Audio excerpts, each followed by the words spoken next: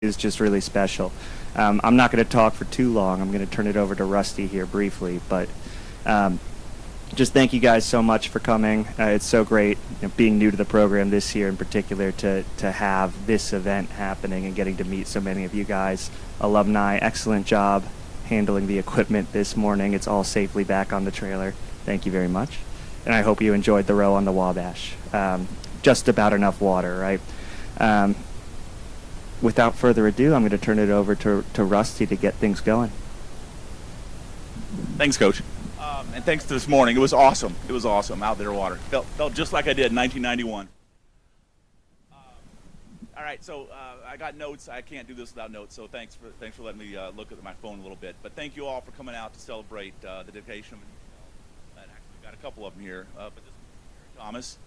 Dad rowed in the 60s with the novice crew, going to Dadvale in 62, and then rowing varsity through 65. And then coached the lightweights, I believe, in 66 when he was getting his master's at Cranard. And just before marrying my mom, Charlotte, raise your hand, thanks, Mom, who's here with us. Dad loved the sport to the point that he would row every chance he got after catching the bug that we all know very well. Back in the 60s, coaches arranged for the Detroit Rowing Club to find you an intern job for the summer up there, which allowed for a full summer of rowing, which he did. And one summer he went to the Nationals and got a silver in a pair. It's in this guy right there,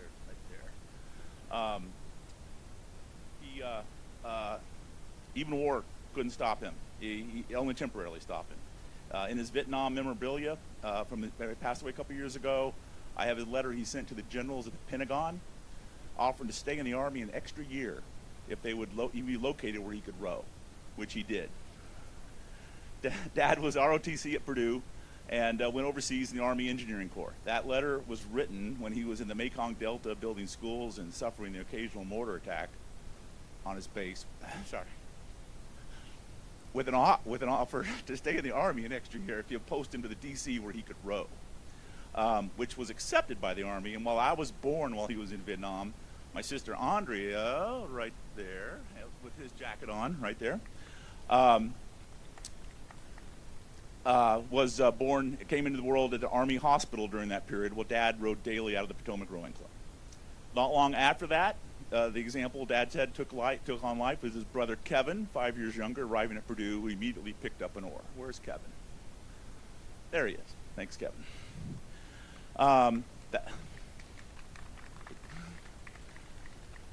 That example continued with Kevin in the 70s, and then I arrived in the 80s to give crew a shot. It was kind of cool to see Coach Keating last night. I had a great senior year at high school basketball, and I wanted to try to walk on to one of his teams. But before I got along too far that path, Purdue crew got on my blood too, thanks to Coach Sauer, who I believe is here. He was here earlier. He was helping me row. Thank you, Coach Sauer. And also the platoons of rowers who canvassed the co-rec for freshman athletes in the first weeks of school. So I converted over like everybody else in my family. Today, my oldest daughter, Josephine, is giving rowing a try. There you go. And she's rowing out of a boathouse just a few yards from where my dad rowed in the Potomac Rowing Club in D.C. So I hope with our dedication to this boat, our family can provide the crew with the fastest and most modern boat, and also with the name on the side, remember an awesome rower and a father and a husband and a guy who rowed hard and had fun every day of his life and set many examples for all of us here. To help us do the job, I brought some bourbon to help us do some toast to the citizens. We'll get that in a second. But I first want to let one of Dad's key friends from that era, the coxswain, my dad sat 8, and the coxswain sat right next to him, Bruce Blackwell, who's going to tell us a couple stories about the days of my dad when he was rowing. Bruce?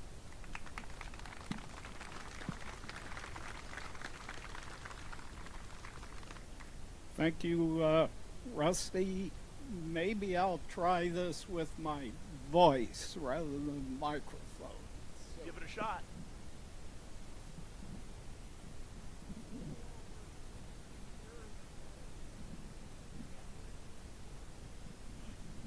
Yep. You want me to hold this so you can do both? Yeah. A little over 60 years ago, we dedicated a new boat made by George Pocock, the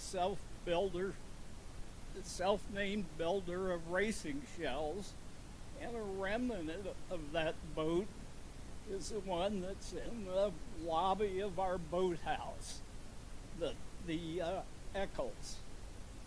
Jerry Thomas and I sat face to face in that shell when it was at its full length.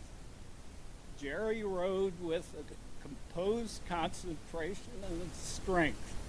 I can see his face now, and it never changed. As Rusty just said, Jerry loved to row, and he also loved the crew. Jerry first rowed in 61 and 62. Jerry was excited to row. The story about Jerry indicates how much. He answered a car sharing post for a ride to the Purdue, Minnesota away football game, which happened to be by chance in Pete Kay's car. Pete Kay was at Purdue to earn a PhD in chemistry. Pete had been a former coxswain at Cornell. When Jerry learned that Pete had a connection to rowing, Jerry talked all the way to Minneapolis and all the way back about rowing and Purdue crew. In fall 1962, Larry Toll became coach of Purdue crew. Larry took over at a difficult time and worked to make the crew stronger. We were also on a cusp of major changes in rowing caused by many innovations by a German crew who won the 1960 Olympics, a revolution one might say that goes on until today. And I should mention these two boats are kind of part of that revolution that's still going on. Jerry would be in varsity shells during the spring of 63. I coxed varsity and would be face front with Jerry, then a provisional stroke. Next season in 1964, Jerry would be the stroke all season, and we would be full-time face-to-face. Practices would start at the original boathouse, approximately 400 meters south of the double bridges. We had water in the Wabash then. We rode upstream to the railroad bridges or further. Often we rode long intervals without let-up and raised rowing rates to the upper 30s, rowing full stroke, and at stints of lower rates to rest. Interval training replicating German techniques. Jerry looked the same through it all. One had to love to row, the others too. No one made a sound, only the cox and the coach. We didn't have cox boxes then. I made a loud sound. You could have heard me back there then, Dave. Of course we raced. I'll talk about one that was a bit unusual on a suburban Detroit lake in a cold, misty rain in 1964. After we had been sent out to a start, the Wayne State coach, Judd Ross, thought he would hold his team back to gain an advantage. We were waiting out there about 30 minutes, rowing around in the cold to keep warm. Finally, they came out to the start. We started, and his strategy didn't work. We won anyhow. I graduated in 1964 and would not see Jerry face to face again in a shell. What follows from here, I found researching the history book that I wrote about the first 20 years of the crew, or things that Jerry had told me. One of the things I wanted to talk about, and some of you will remember, not too many, is that we had an organization called the Purdue Oarsmen, which was an honorary for people who had rowed as varsity and junior varsity.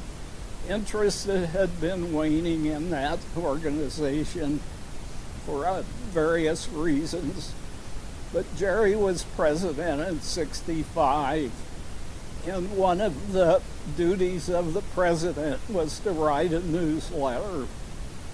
Jerry would not let that newsletter go down with him at the helm. When I did the research, I could not find another newsletter written by another oarsman president. He was the last that I could find that did that. In fall 1965, I was at Marine Corps boot camp when Jerry stroked a boat that beat the University of Wisconsin. Jim Spanopoulos, who's here today, was on board of that boat, and there were 7 sophomores behind Jerry.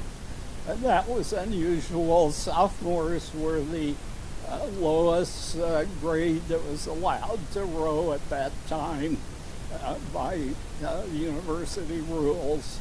Freshmen were not allowed to participate in athletic events per Big Ten rules at the time.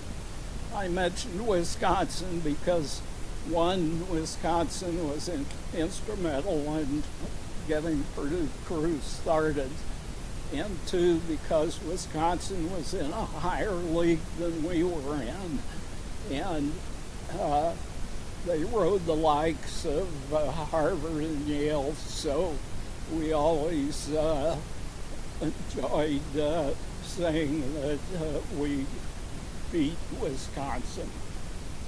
During this period, Jerry found time to take Charlotte on a moonlight cruise up the Wabash in the Coach's launch. The Coach's launch, for those who don't know, is the boat that the coach usually uses during practice. One can imagine, after Coach Toll found out this news, he did not take it as a romantic interlude to forgive and forget. Jerry graduated in spring 1965. As Rusty mentioned, he rowed that summer at Detroit Boat Club. And he also mentioned, I believe, that Jerry came back to coach Purdue's 155-pound lightweight crew. And possibly what he didn't mention was that crew won all 5 of its season races with no losses. That was the best of any team that we had rowing that time. Jerry mentioned some other things, but I did want to say I took something George Pocock once said and remade it to be more of my own as a coxswain at Purdue. When you are done rowing, you leave a part of yourself in the boat forever. By that I mean the close bond I had with a stroke I greatly respected, namely Jerry Thomas, looking me in the face. More broadly speaking, 7 other rowers in the boat about which I felt the same. We have a boat here, fittingly dressed out, with Jerry's name on it. It's not a wood shell, and that is good. It must be competitive and be a winner. This time, the name is going on forever. Godspeed, Shell, Jerry Thomas. Thanks, Rusty. Awesome. Thanks. That's Can I keep this? Thank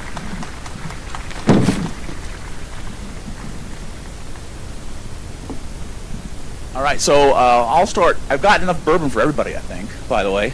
And I'll do the dedication in a second, but I want to give my mom a couple of minutes to say a word or two while I get the first 20 glasses ready.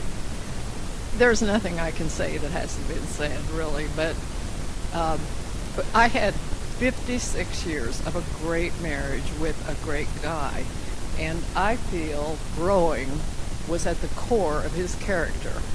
I met him in August of '65, and he asked me out repeatedly, and I told him no for various reasons until January, and I went out with him and thought, oh, this guy that's tall and handsome and funny has a real heart and a real core.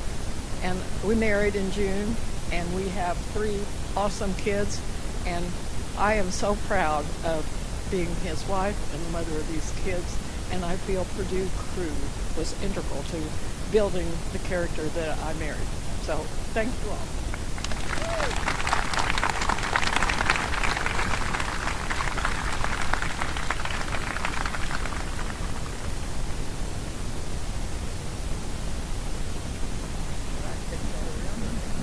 They're going to come up here, absolutely. So let me find. I didn't inherit a lot from my dad, but I did inherit his awesome bourbon stash. So this is actually from his stash. Those are some backups I had. So I'm going to put this in the bow as I dedicate this. But actually, would family or anybody rode with Dad go ahead and come up and grab a glass, because we'll go ahead and do the toast while we have that. Is that all right?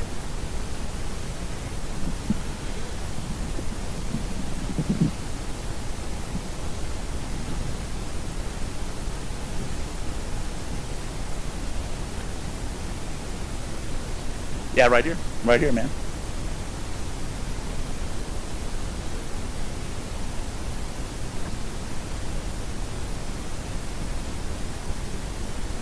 What?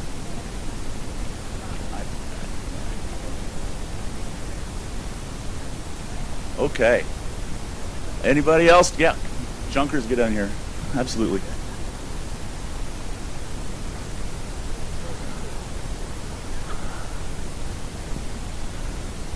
Awesome. All right. So, Mom, you got to have some of Dad's bourbon. No? Oh gosh. All right. Cool. So with the appropriate libations here, dedicate this the Jerry Thomas. Raise your glasses. Toast to Jerry Thomas, Charlotte Thomas, Kevin Thomas, Holly, the folks that helped me get to where I go to and where hopefully this boat's going to go in great places in the future. So thanks to all and to the Jerry Thomas.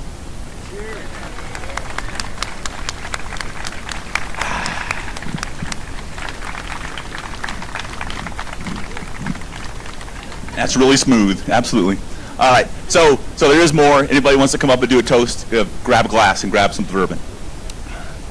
One story I can add is that when Rusty brought some very expensive bourbon to Christmas, which was in California, Rusty gave each of the relatives that drink bourbon some of the a glass, and he got up to go to the bathroom shortly after. He comes back, who the hell drank my bourbon? And we're all looking around, and we all knew it was Jerry Thomas. Yeah, and then 2 days later, the rest of the bottle was gone. So just FYI. So I got very upset, and I did not inherit that awesome bottle of bourbon from my dad. But it's all right.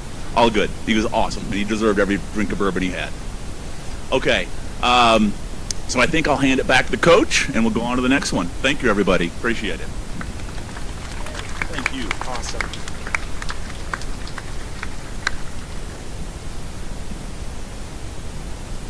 All right. So for the next boat dedication, we're going to change sides. So everyone's going to walk around kind of to where I'm standing right now so that we can see over here.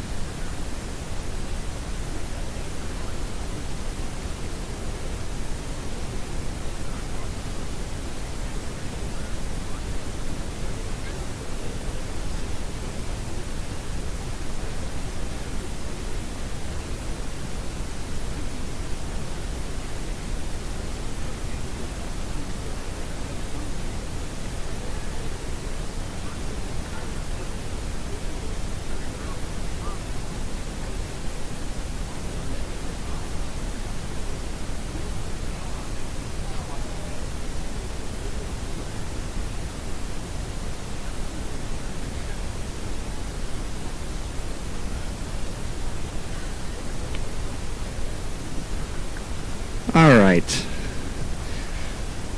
So, just want to quickly say thank you again to the Thomas family. I thought that was, and Bruce Blackwell for his words about Jerry. I thought that was a lovely, lovely dedication. So, can we get one more quick round of applause for the Thomas family?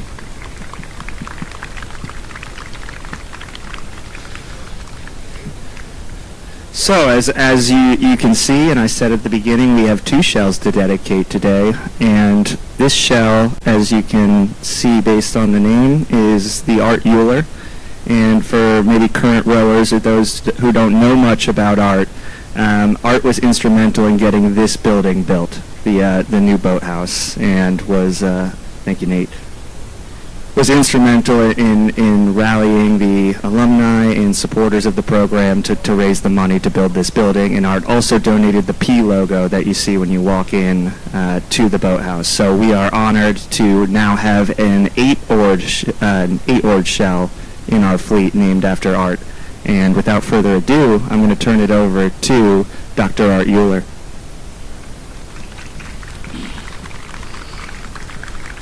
I'm not going to say much about the shell before we dedicate it, because I've been tasked with telling you what it was like to row back in the 60s versus how it's the road today. I rode behind Jerry for 2 years. I don't know if I can do this. There so many guys that aren't here now. Jerry, Steve Waltz, Tom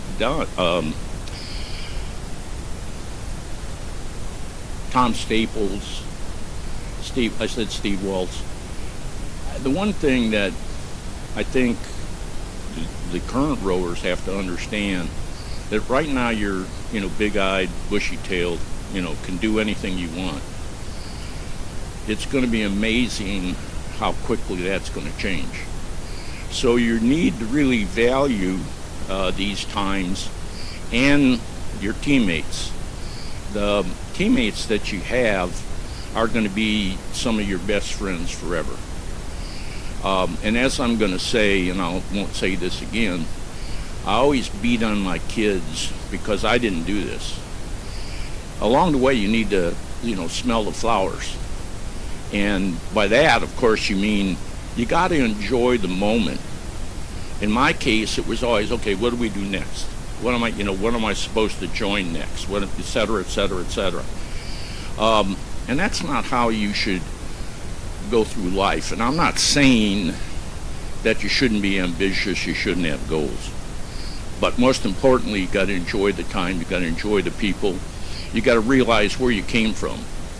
You got to realize your coaches, your friends, your teachers, your pastors, all that made you today what it is. So you got to enjoy this. And I'm not going to say anything else.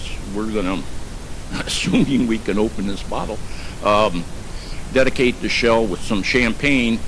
Those of you that have bourbon glasses can come up and have some warm champagne if you want. I'm going to have My wife's disappeared. Oh. I'm not very quick this day, but I'm quicker than her. Which we're trying to get her back to sprinting again. So if I can get a cup and we can get this baby open, we'll dedicate this shell. There's two glasses there, Rusty. Can we have them?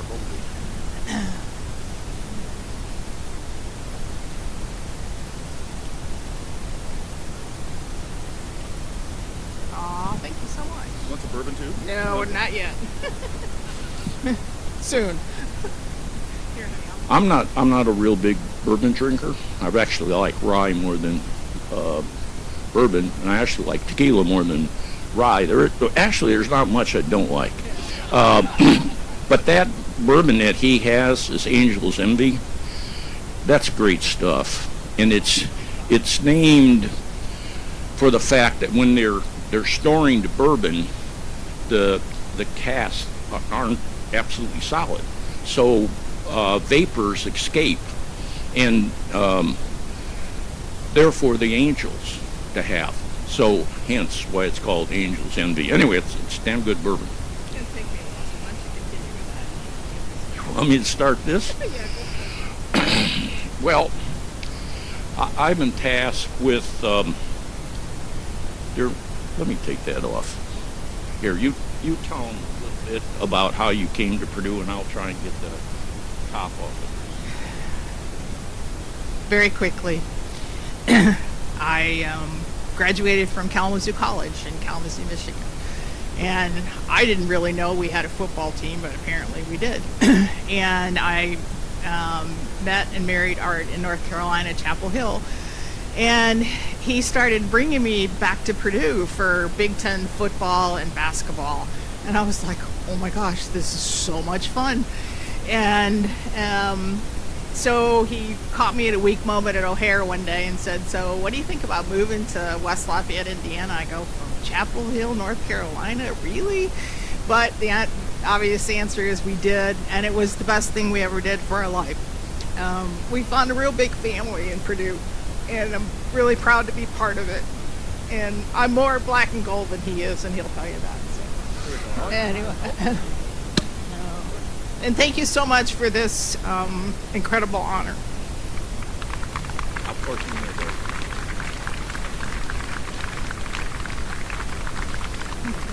So I would like to dedicate this boat to all the present members of the crew, the alums, and particularly all the guys that aren't here anymore.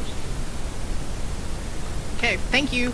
We're going to do this like in the Navy, and she's going to christen it. What am I supposed to do? Pour it over the bow. Oh, shit. Right here? Okay, cool. Got it. Woo!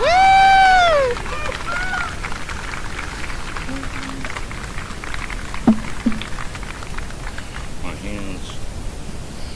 I'm going to have a little intermission here because I have champagne all over my hands, and I need to wipe that off before I start talking about what it was like to row in the 60s. You guys cool enough? Is it too hot over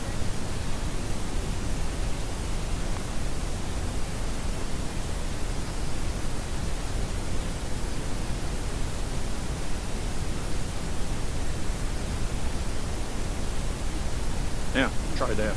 I mean, I don't want to get the mic up.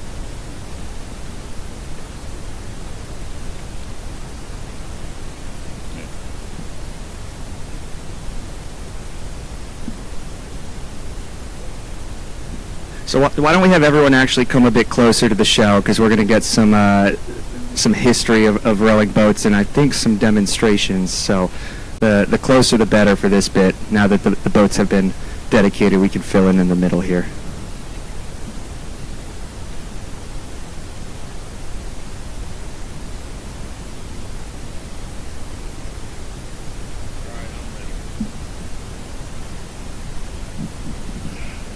I'm going to start this out properly by finishing this little bit of bourbon.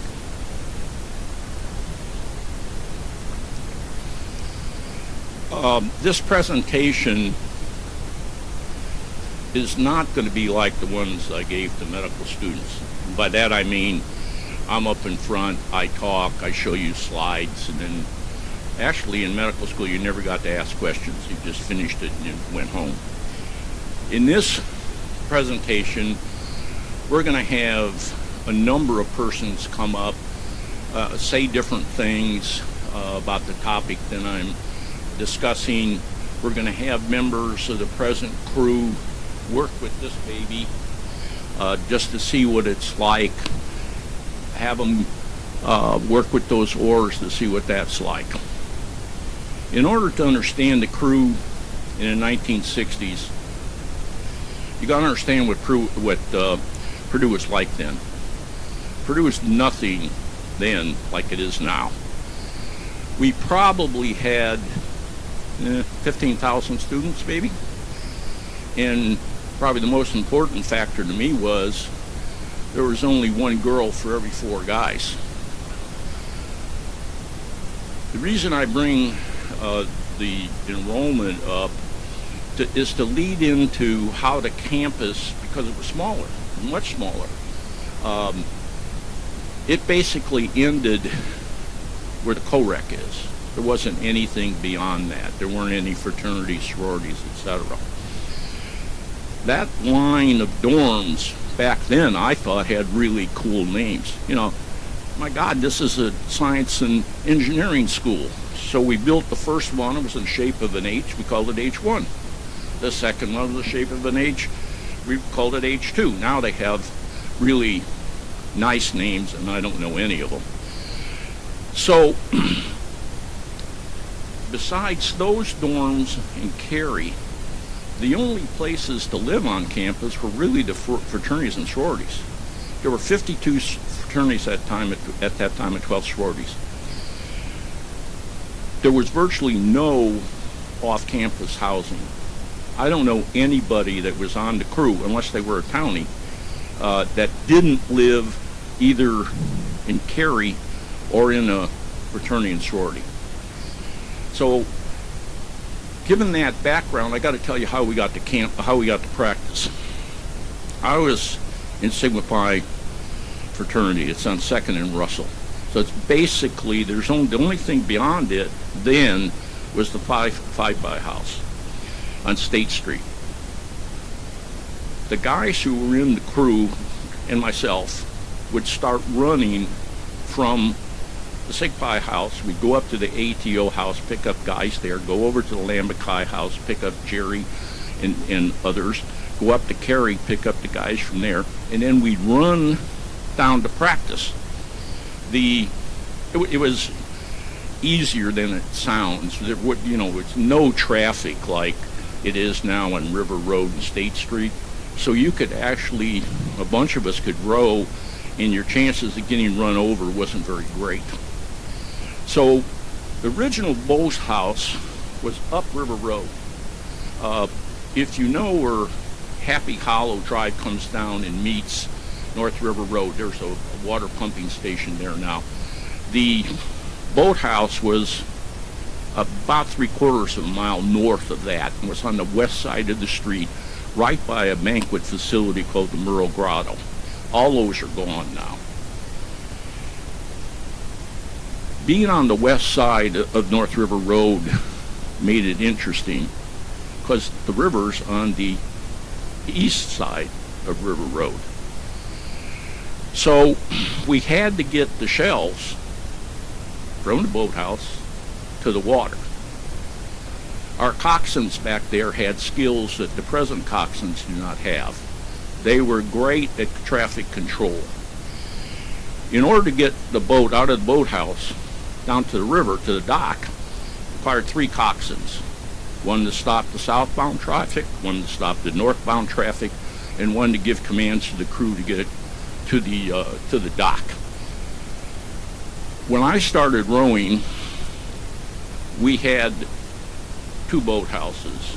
They were really garages. They weren't anything like this. And we had dirt floors. I believe, Bruce, correct me if I'm wrong, We put in concrete in 63, didn't we? Easter or something like that, 63. Somewhere in the boathouse here is actually a piece of cement from that boathouse that has the names of the people on it.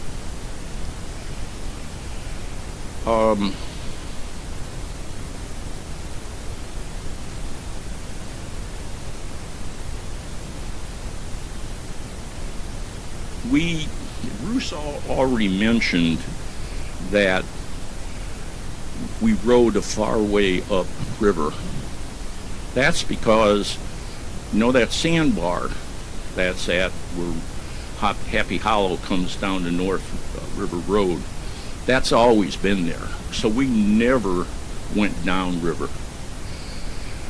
We actually were able to, really row far, like Bruce said. There was only one bridge upriver from us. And it used to be called the 52 Bypass, now it's the Sagamore Parkway. But then all the way up past where Wildcat Creek comes in to the Wabash, you could row in the railroad bridge that Bruce is talking about that's on 9th Street, and it's still there. So we're able to row a long way then, because we had a lot of water back then. And things just changed. The river's changed a lot. A few words about our off-season practices. We always had incredible support from the COREC. We have 2 shells named after Dr. Hannaford, who was the head of the COREC when I rode, Jerry rode. Bruce was the coxswain. We didn't have any ergometers. So we did calisthenics and more calisthenics. And you got to remember, when Larry Toll took over, Larry Toll was an ex-football player. He came to Purdue on a football scholarship. So his philosophy was, if we ran into the wall enough time, the wall's going to give. So we used to, my God, we'd do calisthenics for an hour, and then we'd go run. Now, it's interesting, and I haven't been in the new COREC enough to know if this still exists, but when I was here, there were 6 or 8 basketball courts in a row. Up on top was a track. The bloody thing was 1/16 of a mile. We used to go up there and run, 4 or 5 miles. You had to have somebody keep track of the laps, otherwise you didn't know where you were. Leave me alone. I have some pictures. Let me give these to the people. This people.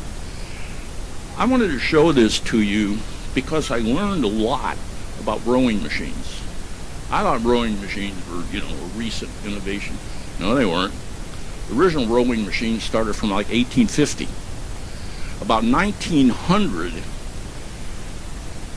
the rowing machines that were passed around with the pictures of them, I'm not from the Northeast, so I'm going to probably bloody this.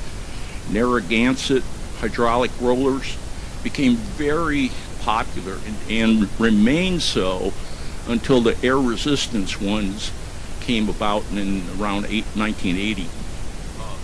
That picture is a setup where you could scull. We had a setup in a COREC where we had 8 of them in a row. Needless to say, even compared to the air resistance ergometers, which really never give you the kind of sense that you have, like you have on the water, these things were worse than that. Just a comment about the air ergometers, air resistance ergometers.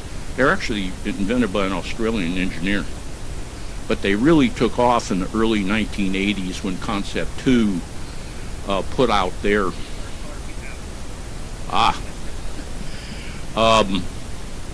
Actually, the first ones, as you remember, were kind of round ones with fans in them, and we still have some underneath or at least they used to be underneath the stairways in the boathouse.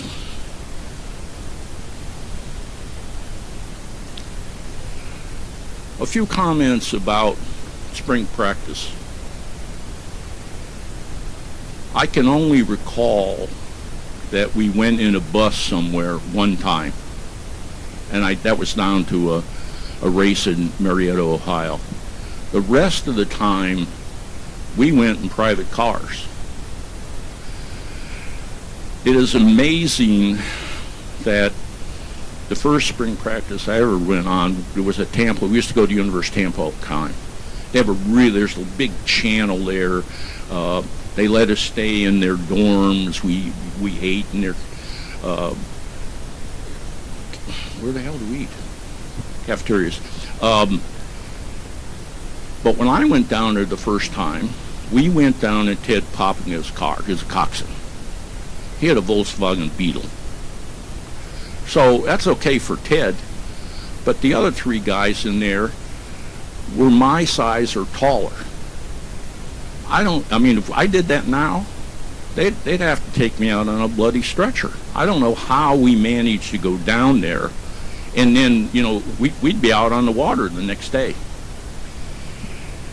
One problem about practices then, spring practices, is we rarely, if ever, got on the water. So when we went down to Tampa, that was really the first time we were ever on the water. And we used to get our clocks cleaned. Rollins, Tampa, Florida Southern. Although, by the end of the week, we started to become very competitive. There's not a lot of interesting stories from down there, those experiences, except the famous Dave Turner one, which I'll give again. We used to row up the canal that was outside the Tampa Boathouse, and we'd row up to the place where it was just narrow enough so we could turn around and come back. So one day we're rowing up there. Dave's rowing in front of me, and we're starting to turn around, go back to the boathouse, and there's an alligator, like about where Don is, an alligator. And Thurmer says, "Coach, can I go after the alligator?" Toll, who thought no idiot would get out of the shell and go after the alligator, said, "Oh yeah." Thurmer gets up, steps on the stretchers, dives in the water after the alligator. He didn't catch the alligator. Now, as the years have passed, the alligator has increased in length. First it was 4 foot, then it was 6 foot. Now it's a man-eating 14-foot one. But I was sitting right behind Thurmer. When he got him jumped out of the shell, I'm thinking, what kind of idiot would do this? But that was probably the best remembrance from there, except for one. Rollins is in Winter Park. They row on a little lake. I think actually Jack has rowed there. It's a really short course. So when you cross the finish line, you basically had to throw out anchors and stuff so you wouldn't run up on the beach. It was an interesting course, to say the least. Our races back then were only distance, which means they're about 200 meters longer than what you row now. We had, and one thing that was really nice about rowing there now compared to today is we used to be able to have races. We, in fact, probably raced more at home than we did away. Our starting point would be, and it was a floating start, we didn't have stake boats, was north of the what used to be called 52 bypass. We used to have, Bruce and I were talking about this yesterday, we didn't know whether there was 4 or 6 boats. So there was lots of water. So we'd start up there and we would finish just beyond where that old railroad pylon is. It has the Purdue floating P with the oar through it. That used to be the finished. One thing that was truly unbelievable, the football team back there, unlike the football team we have now, was really successful. How do I define successful? In a 15-year period, when we played Notre Dame every time, we beat them 9 times. In fact, we beat them once in South Bend when I was a junior, just about as bad as they beat us this season. They changed their coach immediately after that. The basketball team played in Lambert Fieldhouse. We used to have bleachers on either side, probably 9,000 max there. We used to have more people at our crew races than any other sport at Purdue, except for football and men's basketball. We used to plaster the campus with announcements that we were going to have a race. Well, how'd you do that? For those of you that don't remember what a lithograph was, it's basically a drum. And you typed out your message on it, and you put it on this drum, and the ink would come through the where the fonts were. And so it put out, to say the least, crummy-ass copies. It was light blue. If it thought it was going to rain, it would run. But we used to plaster the campus with it. And then consequently, all of the areas along the banks on the west side was covered with people in blankets, lunches. I don't know if Angel's Envy was around then. Angel's Envy. And in fact, if you saw the movie Boys in the Boat, and they used to have the train would follow along, we used to have a group of people who would start where our start is and follow us all the way down. It was a neat experience that unfortunately, the crew members today can't have. I'd say the only thing that was more impressive is, when we were at the Dad Vales and the crowds that were there. In 1965, Larry Toll took the lead in forming an association called the Mid-America College Rowing Association, MACRA. We had the first regatta for that group at Purdue. Kansas State, Minnesota, Wayne State, Michigan State, St. Thomas, Western Ontario, Notre Dame, and Wisconsin rowed at that event. I don't remember, maybe Bruce remembers who won. I just don't remember. I remember afterwards going with the guys to Western Ontario and drinking bourbon, but I don't remember who won.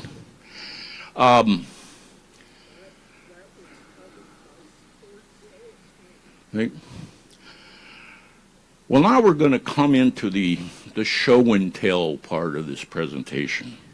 So, who are the crew? There's the coxswain. Who's the crew members? Who's your crew members? They were supposed to be selected.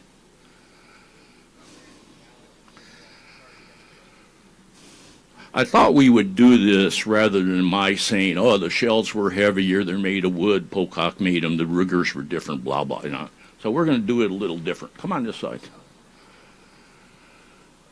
Have you been designated seats? All right, whoever's the bow, go to the bow. The rest of you take whatever spots you've been assigned. I'm going to help demonstrate. All right. So this, what's the cox's name? Nate. Okay. Nate is going to be told by Jim Spinopoulos a command and how to give it to the bow. So the bow, you're supposed to understand this thing and repeat it, right? All right. Put on the megaphone. That's our modern piece of communication.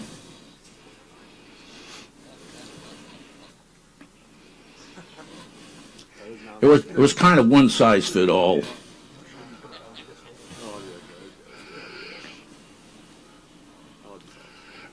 Okay. Now, if you recall, and if you're a present Q member, you won't know that these are called knockers. Normally, the knockers were this way. I have no bloody idea why they're this way. And the reason I mention that is you take the knocker and you do this to get everybody's attention. With the way this thing's set, you're smashing your fingers. So I don't know how they used to do it in this boat. All right, Greek, tell him what you want him to do.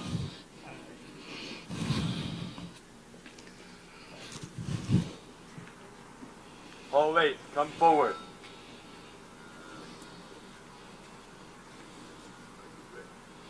Are you ready? Row. So did you hear that in the bow?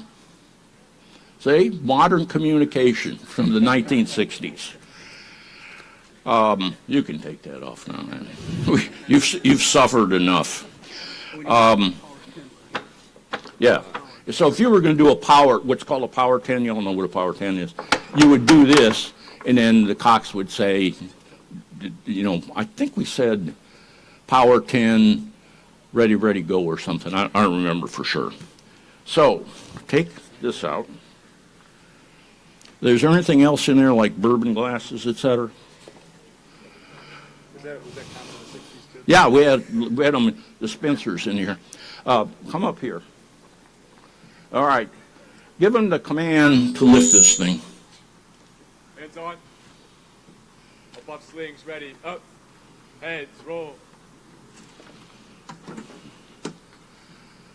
Show sides. Split. All right. Tell them put it back down. Arms across. Hands, ready. Up. Waist, roll.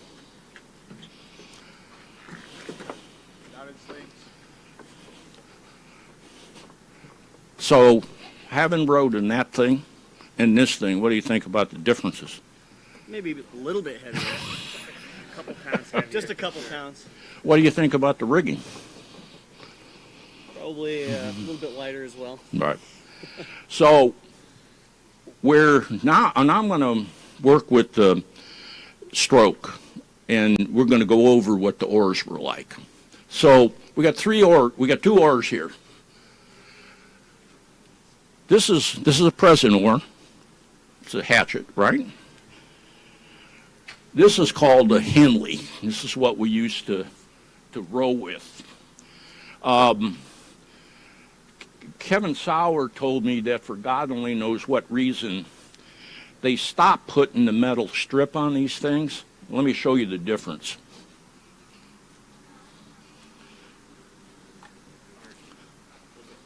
Okay.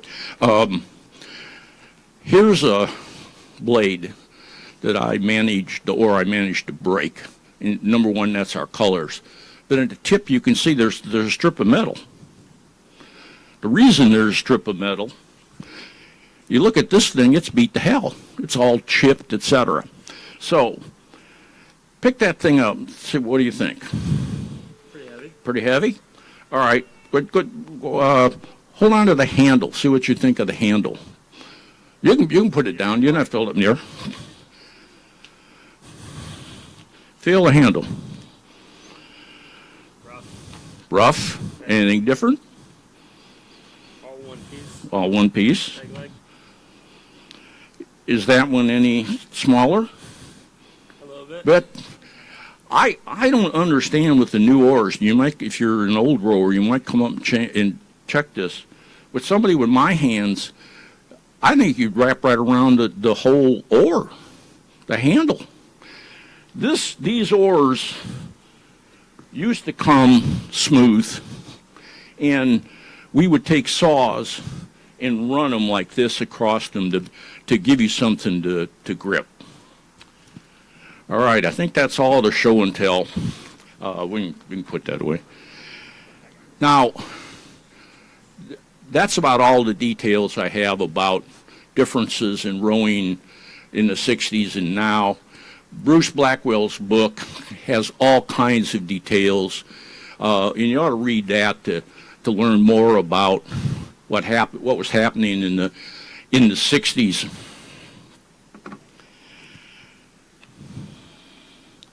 I mentioned already that how important it is to value your teammates, your coaches, etc., and along the way, make sure you smell the flowers.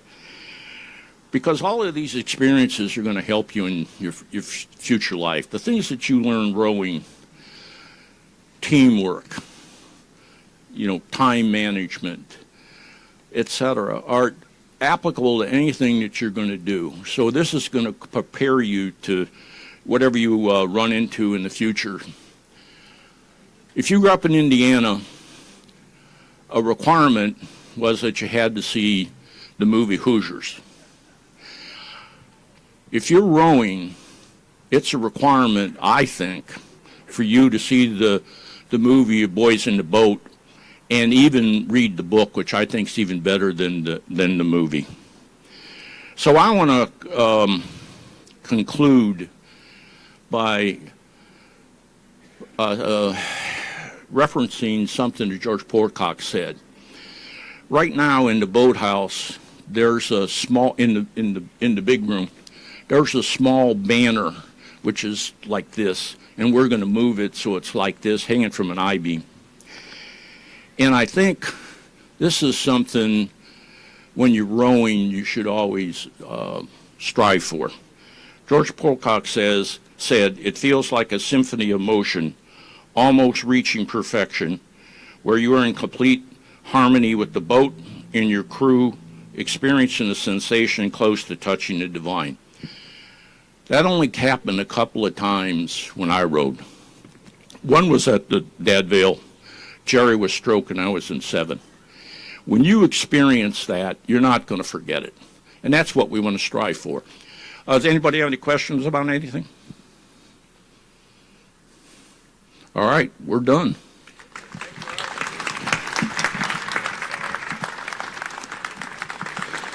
So with that concludes our boat dedication ceremonies. Thank you once again to Art and Rusty and their families for their support and for providing these new shells for the program. We are not taking them to Rockford, but starting next week, they will be in regular use by the crews. So once again, thank you everyone for being here, and thank you to the Thomas and Euler families. One more round of applause. So I believe we have no more scheduled activities until 5 p.m., which is when the cocktail hour at Shively begins. In between now and then, feel free to hang out around the Boathouse, make yourself at home, do whatever around this facility. People will be hanging around, I'm sure, for a bit, and otherwise we will see most of you tonight. Thank you.